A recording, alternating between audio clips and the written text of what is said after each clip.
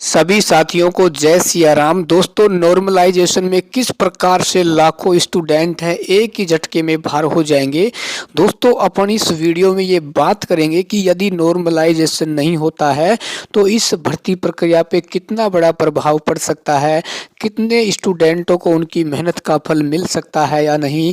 देखो दोस्तों, आप सभी को पता होगा जब नॉर्मलाइजेशन होता है तो उस मेहनत करने वाले बच्चे के भी नंबर कहीं ना कहीं कम हो जाते हैं, क्योंकि भाई मेहनत तो उस बच्चे ने भी की है, दिन रात उसने भी किए हैं, लेकिन जब उसकी मेहनत का फल उसे नहीं मिलता है, उसका नॉर्मलाइजेशन के नाम पर यदि उसके नंबरों को कम कर दिया जाता है और मान लो वो भर्ती प्रक्रिया से बाहर हो जाता है तो उस बच्चे के साथ कितना बड़ा अन्याय होता है।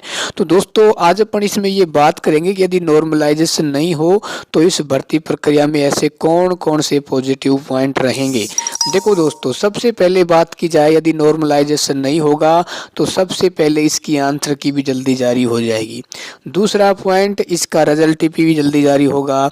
और तीसरा पॉइंट ये रहेगा कि आपको ज्वाइनिंग भी समय से पहले मिल जाएगी। देखो, नॉर्मलाइजेशन होने का मतलब ये है, आप मान के चलना कि वह भर्ती प्रक्रिया कुछ महीनों के लिए उसमें देरी हो जाती है, ठीक है ना। और उसके बाद जब तक नॉर्मलाइजेशन नहीं हो जाता, किसी स्टूडेंट ये नहीं कह सकते कि भाई आपका फाइनल सिलेक्शन हो रहा है, ठीक है।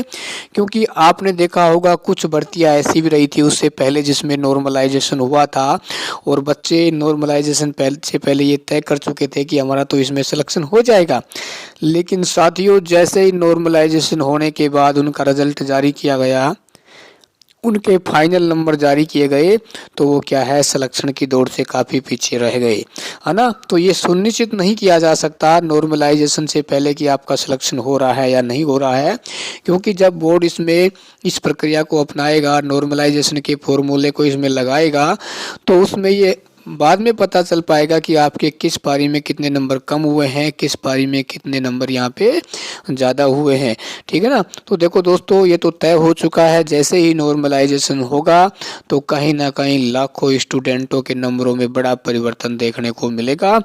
और ये जो नॉर्मलाइजेशन प्रक्रिया है, मैं तो ये कहता हूँ कि इसको बोर्ड को कहीं ना कहीं आने वाले समय में बंद करना ही पड़ेगा।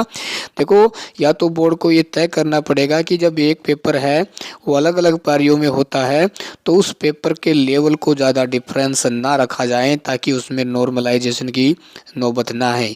या फिर ऐसा किया जा सकता है कि एक ही पेपर को एक ही दिन कंप्लीट करवाया जाए, ठीक है ना। इसके लिए विभाग भाई ज़्यादा से ज़्यादा सेंटर दे सकता है।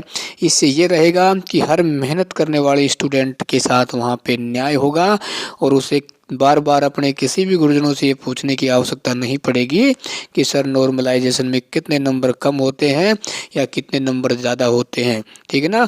तो ये आंकड़ा है, बड़ा ही एक चौंकाने वाला होता है, जो स्टूडेंट को दिन रात परेशान करता रहता है जब तक कि उसका फाइनल रिजल्ट जारी नहीं कर दिया जाता। और मान लो उसका उसमें चयन नहीं होता है मेहनत करने के बाद, तो अपने आप को वो कहीं ना कहीं मायूस महसूस करता है। उसे लगता है कि तूने जो मेहनत की है उसका भी तुझे यहाँ पे फल नहीं मिला, और उसको आर्थिक रूप से भी नुकसान उठाना पड़ता है, उसको मानसिक रूप से भी नुकसान उठाना पड़ता है और उसके समय की भी इसमें बर्बादी होती है।